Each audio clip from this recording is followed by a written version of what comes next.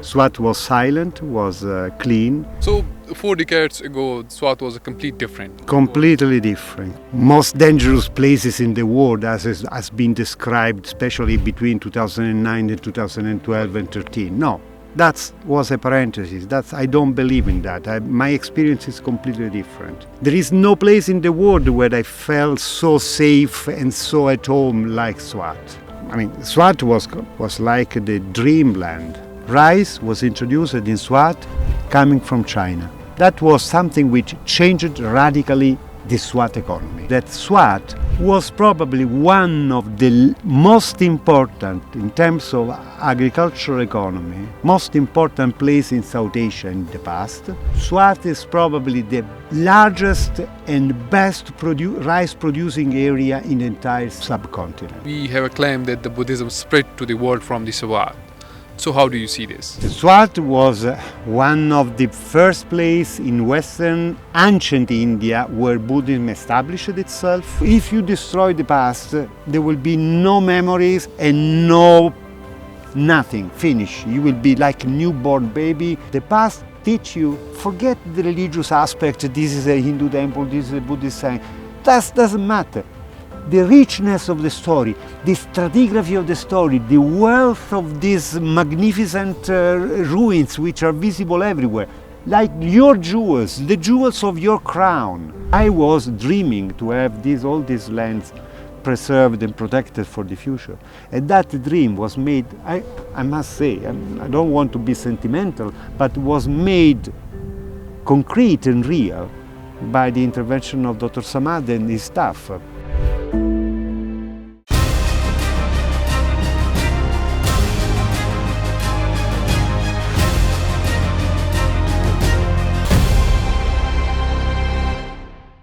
Hello everyone, I am Sohail. Today we will be not talking in Pashto, not in Urdu, we'll be talking in English because we have a very esteemed guest in the valley of Swat. We have Dr. Luca with us, all the way from Italy. He has been here from last 40 years in Swat. What he is doing here, we will be talking to him about his life and the work he has been doing from last 40 years. Welcome Dr. Luca to our podcast and thank you so much for giving us time. Thanks for having me today. Thank you very much. It's very unusual that you find a person in this valley that he has been spending like 4 decades of his life. What will you be doing here? When did you come here? I'm an archaeologist, of course. Okay. You have already introduced this fact.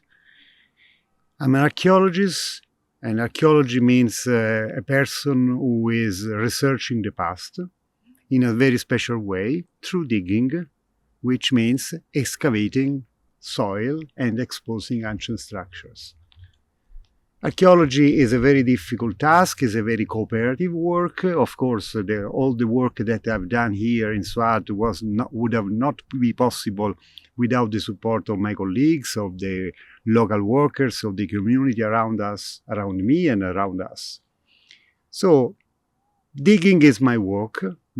Okay. So, when did you find about the richness of the heritage of Swat? And when did you come here to Swat? How was Swat then? And what was your first expression while first visiting Swat? My first visit, I came to Swat the first time was in the 3rd week of September of 1987. Just a week earlier, the Wali of Swat, the last Wali of Swat, had passed away. So I came in a moment when a transition had since long happened, since 1969, but were still the effects and the echoes of that wonderful political and social experiment that the Swat, used to say, state of Swat was. It was a completely different Swat. Okay. We were landing from Peshawar with a Fokker, PIA Fokker in Saidul Sharif airport. Okay. And through the bazaar, through the main bazaar of Mengora, in 15 minutes we were in Saidul Sharif. Just to give you an idea. Now, if you want to go from Saidul Sharif to the Kanju airport zone, right, it would take 1 hour in rush time, right? So right. This is a major change. Okay. Swat was silent, was clean, was the population was less than, I would say, including Buner, Shangla districts, which were later separated, split from the Swat. There were less than 1 million persons, 900,000, I guess. Now we have more than 2 millions. Just Yes. another difference, right? At that time, if you wanted to have to make a telephone call, you had to go to the Serene Hotel, Swat Serene Hotel, and to fix an appointment with these intercontinental calls. Now, in any moment I want to contact anywhere in the world, I can simply switch on my WhatsApp and talk. This is a great difference, of course. Right. So 4 decades ago, Swat was a complete different. It was Completely different. Completely more different. safe, more clean. No, I would say more safe is. I don't want to enter into this cliche that Right. Swat is a dangerous country or Swat is a dangerous region, one of the most dangerous places in the world, as has been described, especially between 2009 and 2012 Right. and 13. No, that was a parenthesis. I don't believe in that. My experience is completely different. How was your experience in My Swat? experience is that there is no place in the world where I felt so safe and so at home like Swat. Even more than in my home country and my hometown, which is Rome, the capital of Italy. So how did you find the people of Swat? Absolutely amicable, friendly, absolutely hospitable, extremely good workers, dedicated, loyal, trustworthy, I would say. It was, Swat was like, Swat, at least at the beginning, 80s, 90s, was like the dreamland. It was a dreamland. Was a dreamland. And now the things are a little bit No, changed. little things are changed. Of course, these non-custom paid cars, there's a lot of industries and companies that has moved here because of the no-tax area. Of course, this is a valley, a mountain valley, which can accommodate up to 1 million persons maximum. Now we have more than the double just on the main river, on the main valley of the region. So the Yeah. results are. Yeah, it's a complete change, and we really appreciate we got to know about your earlier experience. Most of the time, we receive guests now from the foreign countries, so they see now Swat is a very different place. So, coming to your expertise and your work, you have done hundreds of publications, and you have documented these archaeological sites from a very long time. How many publications you have done here? What kind of achievements you achieved in the last 40 years? And I might say that did you write some books about this Swat? So tell us about your journey, that what you have achieved so far in the 40 years. So to date, I have published 230 research articles and books, amongst which we can count almost 11 books. Majority of these books were written, all these books but one were written in English, and the great majority of my research papers were published in English. One book I'm very proud of is a small handbook for archaeological excavation, a guide to archaeology, an introduction to archaeological excavation to Pakistani students. Okay. The title is Digging Up. Has been there are 2 editions already published, and there is also one in 2010 was published by the Afghan Institute of Archaeology in Dari and in Pashto, and introduced to before 2021. All right. Was introduced as a textbook for archaeology officer at the Afghan Institute of Archaeology, published there in Kabul, in both in English, Dari and Pashto edition. So this is a book I'm particularly proud of. Another book which I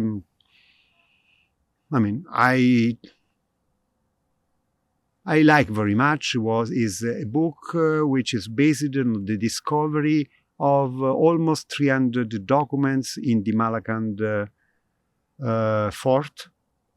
Okay. where I was housed during the period when Swat was not accessible, 2008, 2009. In that period, I was trying to come here to check the excavation, to pay our chowkidars.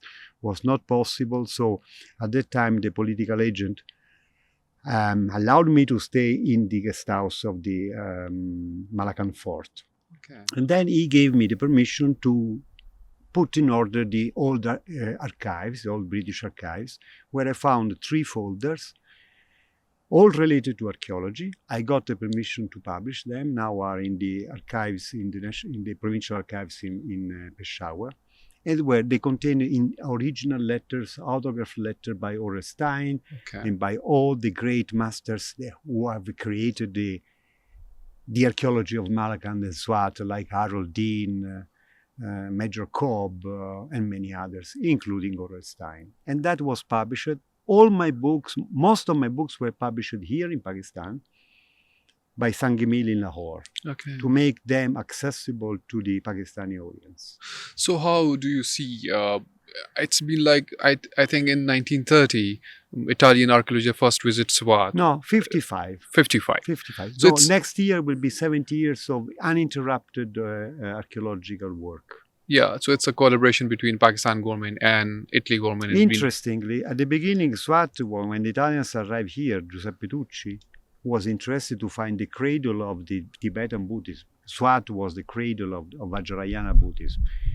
This very famous Sadhu Padmasambhava, Guru Rinpoche, was known also the second Buddha, who is revered in Tibet, in Nepal, in Bhutan as a person, like a Buddha.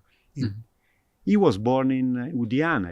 That was the name of this region. And Right. Udiana is Swat. Right. So the origin of the Bhutan, Nepalese, up to a certain extent Chinese and certainly Tibetan Buddhism, the so-called Vajrayana school, is Swat. Okay. So this is the reason why Giuseppe Tucci was spent decades in Western Tibet, in Central Tibet, exploring during the 30s. He came to know about the existence of this small valley, Okay. because he found the name of this valley in the Tibetan manuscripts. Okay. Dozens of Tibetan pilgrims from the 11th to the 16th century, even someone even in the early 20th century came to Swat because Swat for them is a kind of a holy land. Okay? Saying that, it's interesting to note that when Professor Tucci established here the mission and asked for a license to the Department of Archaeology in Karachi, Pakistan, Right. Swat was not part of Pakistan, right? Right. Was an independent or semi-autonomous princely state ruled by this enlightened family, the Mianguls, who did a lot of whatever is you see in Swat, the best things, I would say, because of this very happy moment of the Swat history. The Valley of Swat. The Miangul period. Okay. So the problem with this license was that the Ancient Monument Preservation Act, which was the British law inherited by the Pakistani government after the partition, was not applicable to Swat. Okay. Right? So we have this very strange situation where you have a Pakistani government which has issued the license for the excavation for a foreign mission which is working in a princely state where this law is not applicable. Okay. So one of the first things which Giuseppe Tucci did after receiving the license in October 56 was to convince Ataullah Khan, the chief secretary, and then the court and the Wali to accept the Ancient Monument Preservation Act be extended to the Swat. Okay. And that was an important a move of a paramount importance. Okay. The first result was that the Italian excavations were completely put under a legal framework. Mm-hmm. The second point was that the Pakistani law, that was the first Pakistani law which was introduced to Swat. Mm-hmm. And the third implication was that the Swat Museum, which was established in 1963, was the first Pakistani public building ever built in Swat was nominated by Karachi and not by the Wali. Inayat Rahman Saab was the first curator, and he was nominated by the Department of Archaeology in Karachi. Okay. You know, this is something, you have the combination of intelligent people on one side Right. and intelligent people on the other side. Plus, we had this wonderful guy who was F.A. Khan, the first director of the Pakistani Department of Archaeology Federal. The combination of Tucci, Wali Saab, and F.A. Khan made a triangulation from which resulted all the effects that you are still seeing today. So what you have achieved, and specifically if we talk about the archaeology and the excavations, the discoveries, we cannot summarize it in a simple words because it's a lot work had been done. Okay. But for the public understanding, what you have done still now, let's start Italian in chronological order. Yes. For example, Yes. Neolithic time, Northern Neolithic, when there was a moment of climatic optimum, end of the third millennium. Rice was introduced here. We found evidence of this. Rice was introduced in Swat coming from China because the variety which was introduced as already domesticated rice, there were no wild rice here in Swat, was the Japonica variety, which was the one coming from China. And from China came rice and also the special blades or tools which were used for harvesting the rice. That was something which changed radically the Swat economy. Why? From Tana to Kwasakela, Burley, you have this double crop situation where you can have from the same land two crops in the same year. You have wheat and barley in May, June, and then you sow the land, put the jowar, or put the rice, and you get a second harvest, which means that Swat was probably one of the most important, in terms of agricultural economy, most important place in South Asia in the past, was the breadbasket of all the area to the south, Pushkalavati Charsada, down to Taxila, where you have only single crop agricultural system. By the way, these were savannas. At the time of the Mughals, for example, at the time of Babur, he was hunting rhinos in Charsada. But he was coming to Swat to get food. And Kushal Khan Katak say, every Khan of the Yusufzai can offer every day a 20 silver tola dinner to the guests without touching his food resources. And the British, when they arrived here in 1896, they wrote, with the experience of Bengal, with the experience of Deccan, with the experience of the Gangetic Plain, they say, Swat is probably the largest and best rice-producing area in the entire South subcontinent, just to give you an idea. So the introduction of rice changed radically the environment. Swat started becoming, along with Kashmir, which share the same atmosphere, environment and conditions, was probably one of the richest, most areas in this part of South Asia. Okay, number one. Second, the Iron Age period. Okay, we have this invasion from Central Asia, which is documented by DNA, by archaeological excavation, plenty of graveyards, thousands of individuals has been excavated, individual graves has been excavated. These people were coming from the present day. Bactriana means across the Amudarya, between northern Afghanistan and the Aral Sea, in that very long strip of region. And they arrived here, and they, according to linguists, according to many scholars, they might be those who introduced the Indo-Aryan languages in this region. We don't know if that is true or not. Being an archaeologist, I believe in concrete things, in concrete evidence. But you know, the genetic, the formation of this specific DNA, which was associated to these people, was mathematically reconstructed as being formed 2,000 years earlier around the Caspian, the coast of the Caspian Sea, between the Caspian and Aral.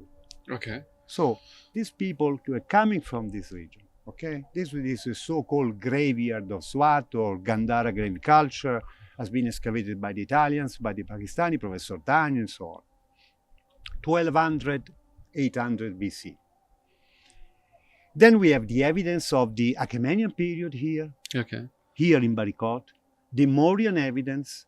Ashoka left his inscriptions in Mansehra and in Shabasgari, but we have two major Buddhist monuments here, one in Butkara and one here in Barikot, Right. mid 3rd century BCE, which means these are amongst the earliest archaeological evidence, physical evidence Okay. of the expansion of Buddhism, very far away from its region of provenance, which is between Nepal Nepal and India up to here. Okay, and this apsidal temple here in Barikot, which has been discovered 3 years ago, is is a discovery of a paramount importance. Butkara 1, Gulkada they call it now, Gulkada. is an extremely important site, was a sanctuary which was visited until the 13th, 14th century, although was in ruins. By whom? By Tibetan pilgrims who left the description of this sanctuary in their manuscripts, which were found by Professor Tucci, were in the monasteries in Tibet when in the 30s. So you see, it's like a circle. Then we have the Indo-Greek. Yes. Indo-Greek were Greek adventurers who came here, coming from Bactria, from northern Afghanistan, where their cities were mostly, I would say, threatened by the invasion of Sakas, Scythians, invaders. They moved towards here, and they were extremely active in constructing fortifications like the one in Barikot with this Acropolis, and they left plenty of coins, typical Greek imitation, local imitation of Greek pottery, and so on. The most famous king of this Indo-Greek period, mid-2nd century BCE, so Ashoka was mid-3rd century, so a century later the Indo-Greeks. We are putting aside Alexander. Alexander the Great came here in the end of the 4th century. But this is another story. We have evidence here. Basira, this city, was the Basira of Alexander the Great. Who fought many battles here, right? Many battles. One battle here, then went up to the Mount Ilam, the Mount Aornos, then Massaga. Massaga, the capital of these people living here, this confederation was Mingora. Now it's definitely proved. Mingora was the capital of the Assakanian Confederation, which was defeated by Alexander the Great. But Alexander, after, married the queen of the Assakanians, and they had a baby who was born here in Swat, whose name was Alexandros, I think. I don't remember exactly, but let's see. No issues. Let's keep this Alexander. But Alexander is a reality. He was here. He was here.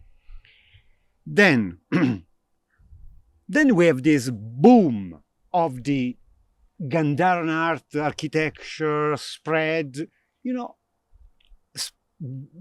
economic boom, which was occurred between the 1st century BC and the 2nd, 3rd century AD. Okay? Okay. So we're 4 centuries of an incredible expansion in any aspect. Art, architecture, Gandharan art was born in that very period. Hundreds of monasteries were founded here, and so on and so on.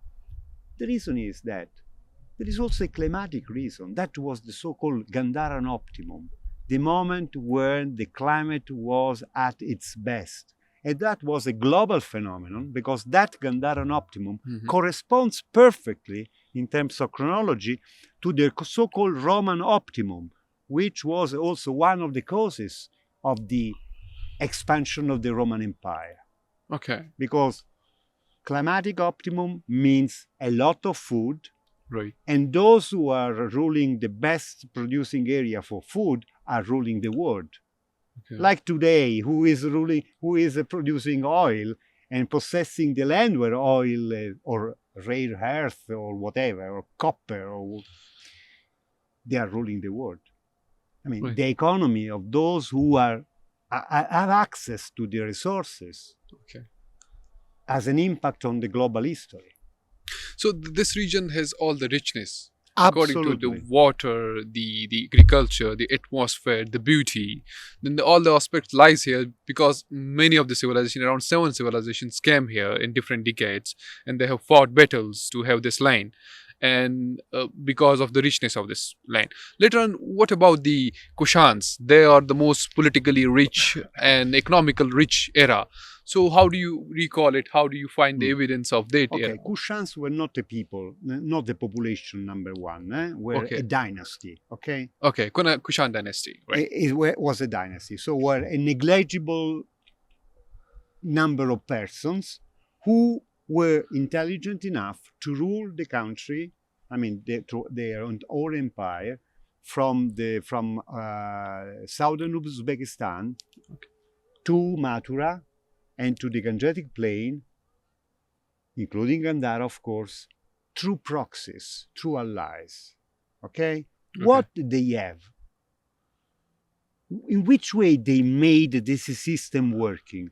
Because they were the only allowed to issue coinage. So throughout the entire Kushan world, from Uzbekistan to India, from Kashmir down to Rajasthan, everybody was using Kushana coins. Okay?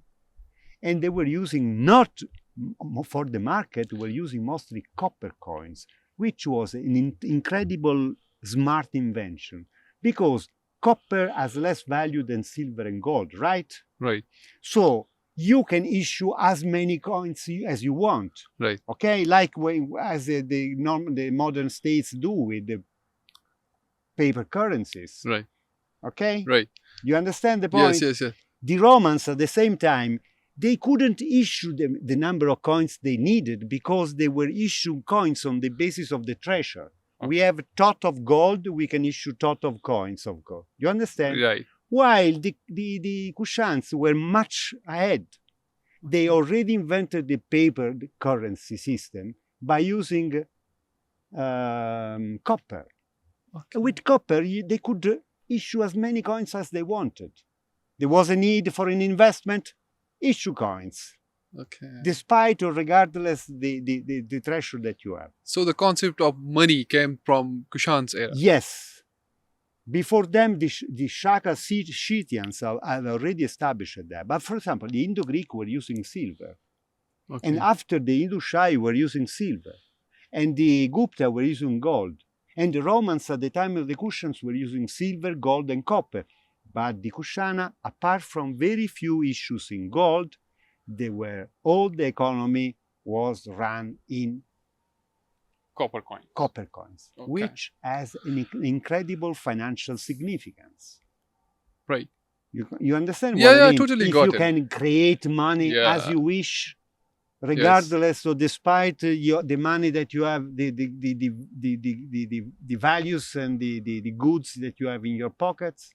So they are economically and politically very clever Absolutely people. clever, economically clever, politically clever. They didn't create an administration very heavy. They were it was a light system of control of the power. Okay. In fact, instead of talking of a Kushan empire, I would prefer to use a Kushana system of power. Was a system. Okay.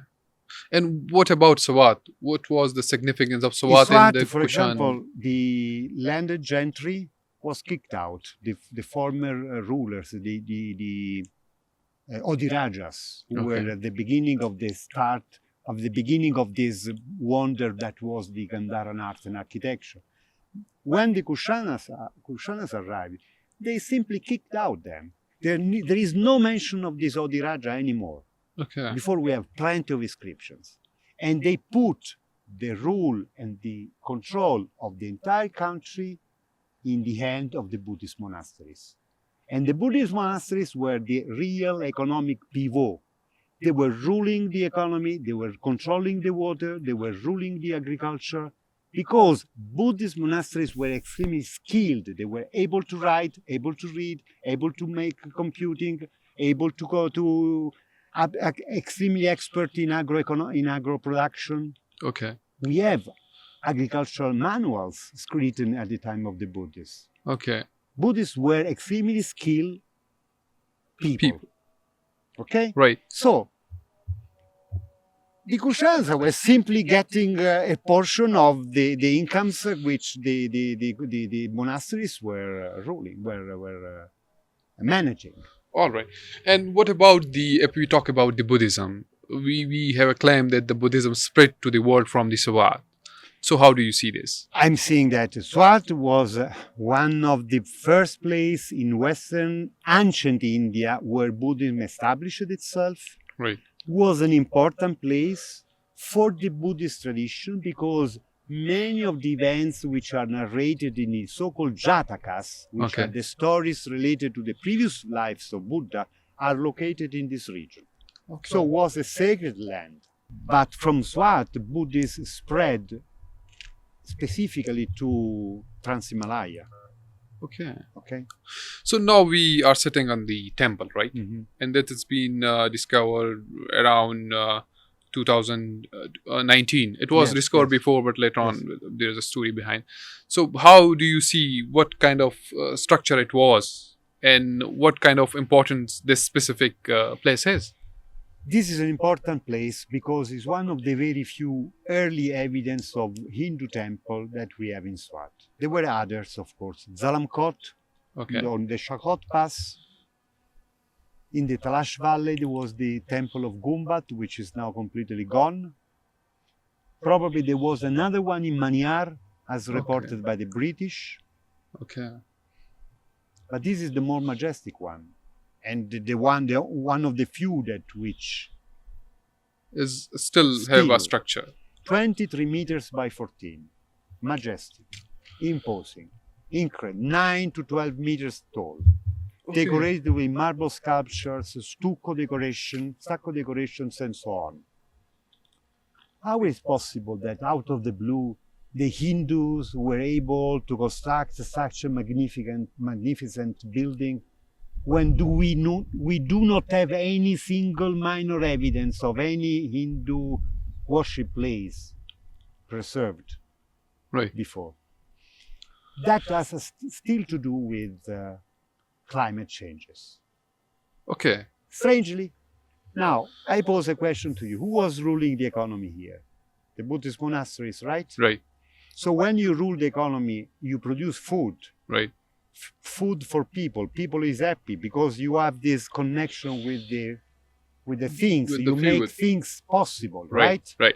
Your Everybody's system running. Happy because everybody's fed, okay? Right. Plus 60-70% is exported, so a lot of wealth. Right. Which in the end is shared with everybody in the very end. Even in ancient times, everybody would have had a share. Living in a rich country means to be richer than one who lives in a poor country, right? Right. 7th century, we have a drop of 12 degrees in summertime. That is the so-called Lalia, late ancient little ice age, which occurred throughout Eurasia, from the Mediterranean to Japan. So that was the first recent evidence of the climate change, big climate change that happened. Huge climate change which was caused by enormous volcanic eruptions in Indonesia, which created an enormous cloud of gas, which covered the entire Eurasia and lasted for several decades. Of course, the presence of this screen, a drop in the temperature at the ground level. So you mean 12 degrees in summer means that no rice at all. So the end of the Buddhist agricultural economy. So you are saying that this biggest climate change Had a event, direct impact. a I'm direct sure. impact on agriculture and the civilization. Yes, otherwise, so that but yes, you should remember one point. right. You came here in the 16th century, guided by two Maliks. I don't remember exactly the story, Right. but they, instead of stopping in Mardan, they guide you up to here, like it was a visionary trip to a kind of destined land.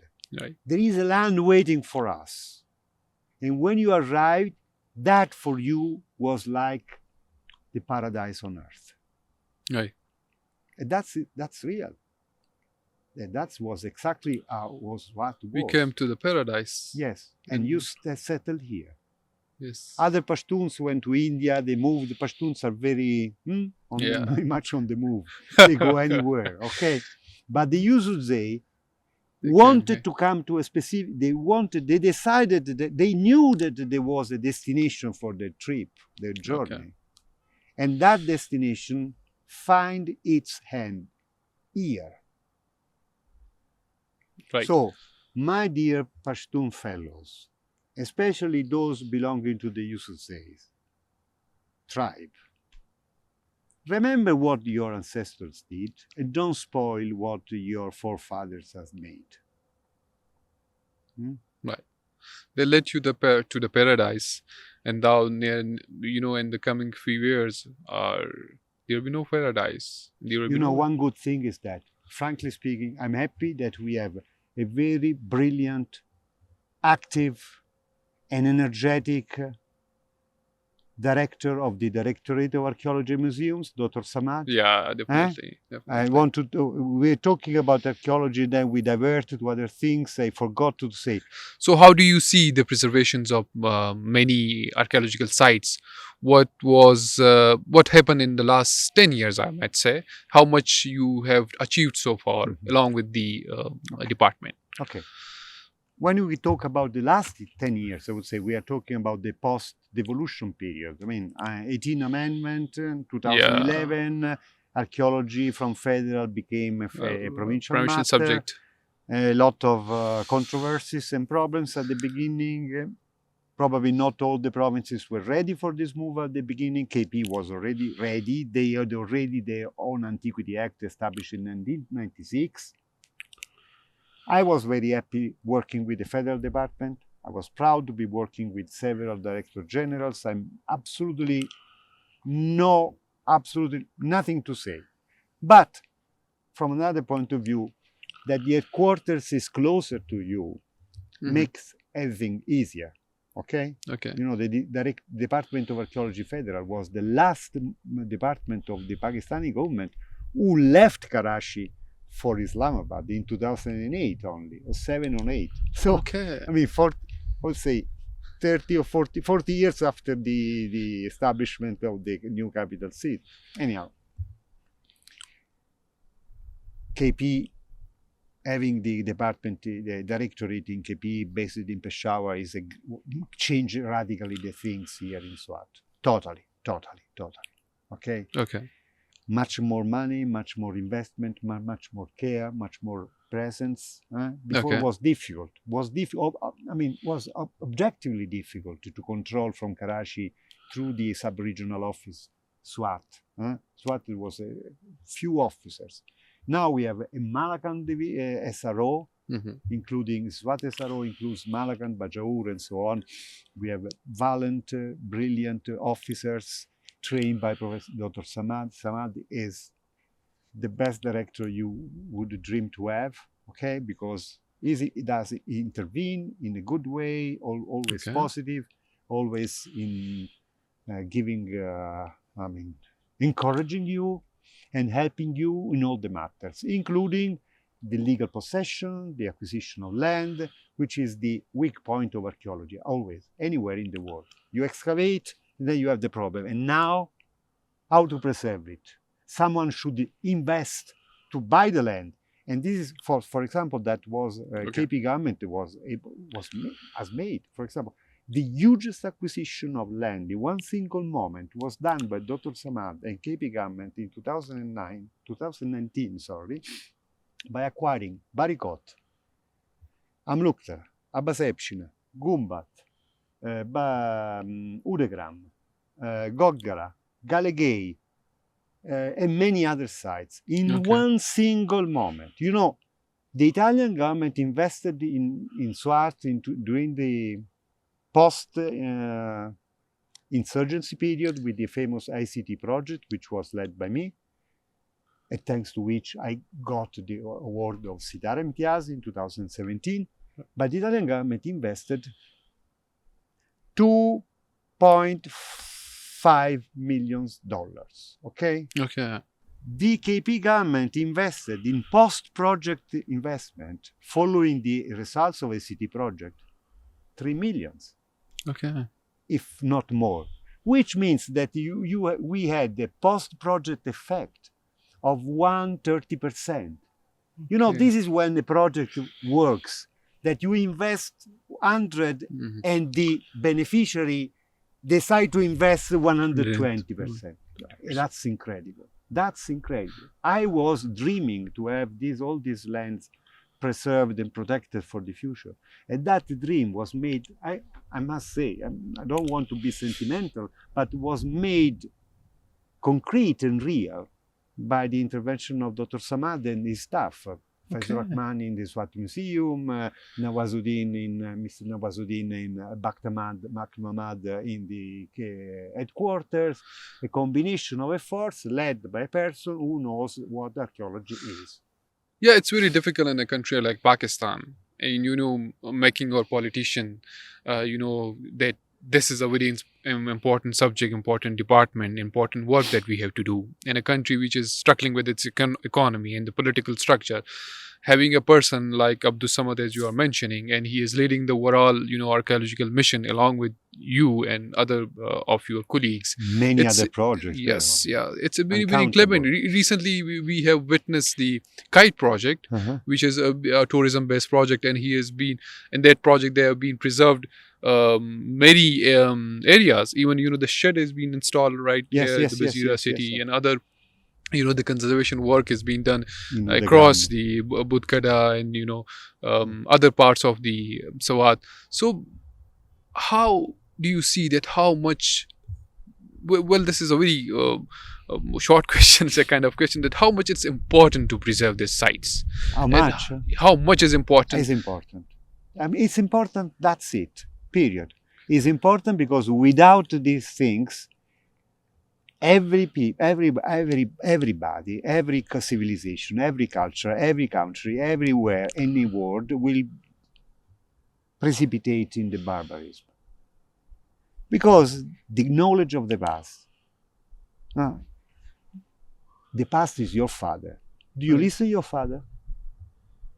The past is your grandfather. Is still alive? Right.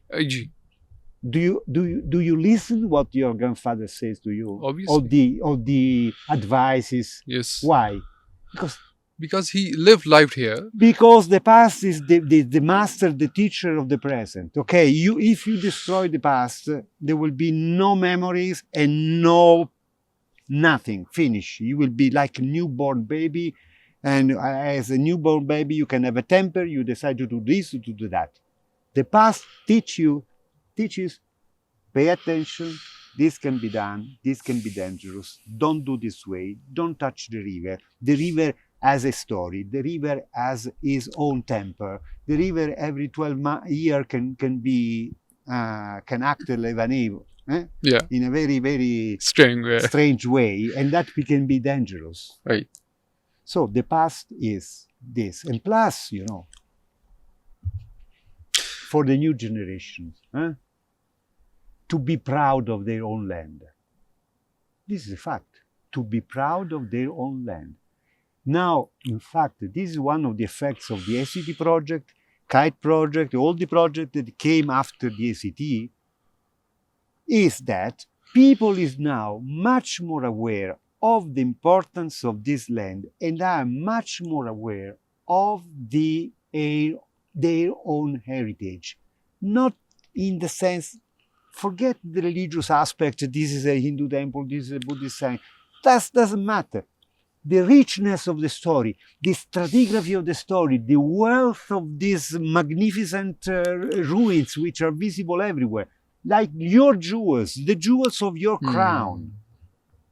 And the good thing is now the KP government was one of the first to understand that archaeology and ruins and heritage is not a burden. Before it was perceived as a burden. We have to spend money for this canderay. We had to spend money for this mass of piles of stones. On the dead things. Yeah. Now people is understanding at federal level also. Of course, throughout the country, but KP was a kind of pioneer in this regard. But also the federal government. Don't forget, because they were directors like Abdulazim was the last one, and the Fasaldat Kakar before, who were really, they understood this new trend. Heritage is not a burden. Heritage is an asset. Okay? Right. An asset can be transformed in money. Through which means tourism. Religious and tourism. Now, every Pakistani, I mean, there is a new trend, the new Pakistani middle class is growing everywhere. Everyone has a family with a car, they live in an apartment, completely different environment, right? They have a job, they go for vacation, and they go for vacation where? First they visit, they travel. Okay. Okay? So there is a huge demand of tourism, I mean, from the domestic tourism. Right. Plus, Swat, Buddhist, these keywords are so attractive for all the countries where Buddhism has been or still is part of the national identity. China, you have billions of people living there, so these are all potential tourists coming here bringing money. Okay, and that's. But the foreign countries have developed their sites so much beautifully that they are earning millions of dollars out of it. We are at the beginning of this. And now the government has done a lot of work. I do see here the problem is that whatever the state do or the state is doing, it's really important that people take ownership of these places. And and they have to climb these places as their own. If they protected the local community around this place, they have the better understanding of this place and they take ownership of this, then it's the right way to preserve it, to not let the other outsider to come here, to have sometimes we have seen the people coming, running on these sites, exploiting it, putting stones on it. So it's a very small incident that's been happening. Small and minor, but still the people are really getting accepting day by day due to the role of the government. And as you mentioned, there are also examples. For example, Barikot was preserved thanks to a person, which is not me. I'm just the executor of the digging, okay? The person who allowed us to execute this work, besides Dr. Samad, who put the legal framework around everything, was Arshad Khan. Arshad Khan is a Khan from a very relevant family of Barikot. They owned this one day, a large part of the lower city. Right. And they were the first to allow us to work here. Arshad Khan has let us working here for... we are leasing this one day since 1996. Okay. Who is Arshad Khan? Arshad Khan is the current Secretary Information. I know him. And he was really kind of enough that he do understand the importance of this work. But his example in the old system, the example of the Khan was transmitted. Down. And our workers at the beginning were happy to work with us because they were happy to do something for which Arshad Khan and his family were happy too. You understand? And then these initial conditions was extended. Now we have workers which are ready to do any moment, any excavation. They are super trained, super aware, absolutely. They even created their own archaeological guide association. because they understood the The potential. the potential.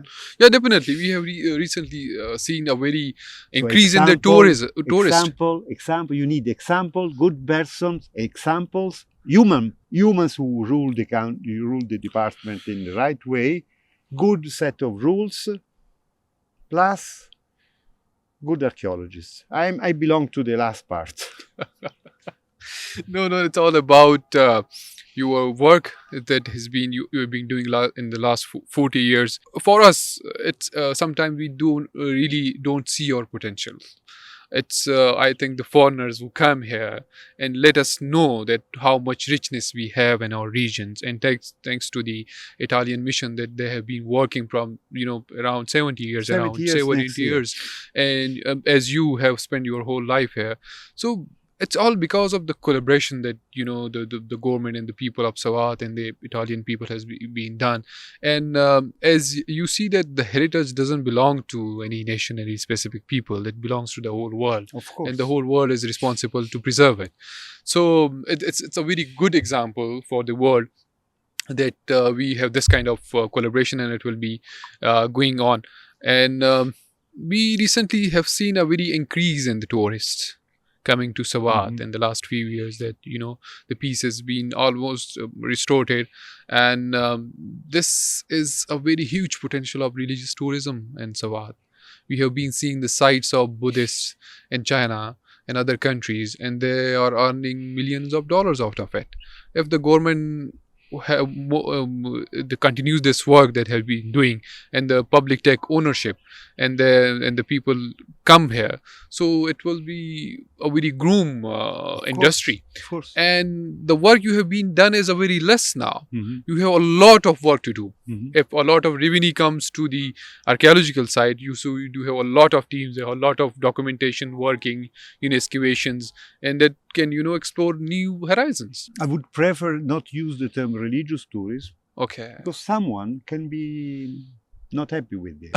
Okay. And they might have also their own rights. Okay, Yes. I would say cultural tourism. Cultural Okay. tourism. Okay. Culture includes many things. Philosophy, religions is part of the culture. Okay, it's part of the Okay. culture. And one thing is okay. The other thing, yes, the department should grow in order to accommodate the needs. Now the more excavations is done, the better it is.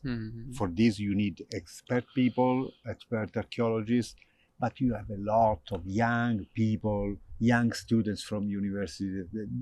They expect only to be trained and work, right? Yes. Because there is a huge demand for. Yes, definitely. The rate of unemployment is pretty high, and Yes. archaeology can be a small minor contribution to reduce the unemployment. Okay, Obviously. one thing. The other thing is that tourism is okay. We like tourism. I'm Italian. We live on tourists, but we know that tourists has to be Yeah. curbed. Okay, which means they should know where they are. They should respect the environment. They should respect the cultural environment, the existing cultural environment, as well as the real culture, the natural cultural environment. Tourists can be like grasshoppers, Yes. when they arrive onto to a field crop, of rice, to a crop, everything is that's gone. vanished. So we want them not acting like grasshoppers, but acting like responsible one. responsible guests. Responsible guest. Yeah, because the environment, the atmosphere, it all belongs to all the communities. If it's coming from the foreign country, it's coming from the far-flung area of our country, the heritage, the environment, it comes on our whole responsibility as a community responsibility. We have to take care about it, because every action has reactions and Of course. and a very greater impact. We see is that we put this shopper on the street, it doesn't count. It really counts. Can I ask you publicly on this podcast? In Italy we are producing plastic shoppers are banned. We were the first country in the European Union to ban the plastic shoppers. Okay. But plastic shoppers do still exist in Italy. So how? Because these plastic shoppers are made with the leftovers of the maize production. They are Recyclable. recycled, but are made of maize, are totally organic, but looks like plastic, are resistant like plastic. Okay. So Pakistan has a huge maize and wheat production. Whose byproducts can be utilized to produce these bioplastics, Obviously. which you can put these bioplastics in your land, Right. and after 3 months it's gone. It's like manuring, by the way. Okay.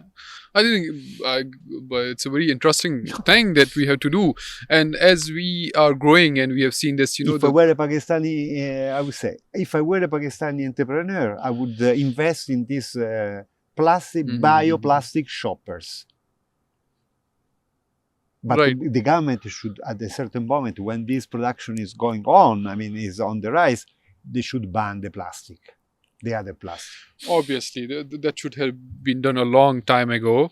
And if after our civilization, I think archaeologists, when they dig after the 500 years, There will be might the find plastic plastics generation. and plastics No, and no, plastics. no, that will be the plastic generation. Plastic civilization. In the future, we say Iron Age, Bronze Age, Stone Age, Bronze Age, Stone Age. Right. But there is a lot of Iron Age is very long. Then we have there will be the Steel Age at a certain Yes. moment, and now we are living in the Plastic Age. Plastic. You Which have is- found a good treasures, Yeah. in the kind of art and architecture and a lot of learnings from the past civilizations. What our our coming civilization have to learn is just all about plastic.